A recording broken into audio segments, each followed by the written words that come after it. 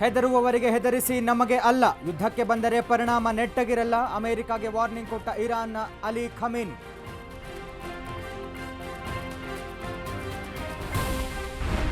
ಮುಂದಿನ ವಾರ ನಾನೇನು ಮಾಡ್ತೀನೋ ಗೊತ್ತಿಲ್ಲ, ಗುಡ್ ಲಕ್ ಖಮೇನಿ ಎಂದು ಡೊನಾಲ್ಡ್ ಟ್ರಂಪ್ ವ್ಯಂಗ್ಯ. ಇತ್ತ ಇರಾನ್ ಮೇಲೆ ಇಸ್ರೇಲ್ ಮತ್ತೆ ಏರ್ ಸ್ಟ್ರೈಕ್.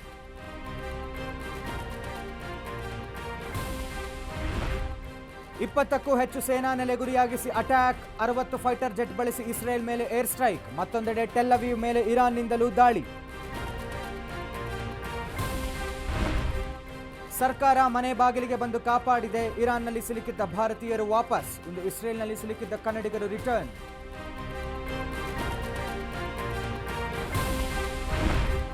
ಮಲೆನಾಡು ಕರಾವಳಿಯಲ್ಲಿ ಮುಂಗಾರು ಅಬ್ಬರ, ಮಳೆಗೆ ಸಾಗರದ ಸುಳ್ಳಳ್ಳಿ ಗ್ರಾಮದ ರಸ್ತೆ ಸಂಪರ್ಕ ಕಡಿತ.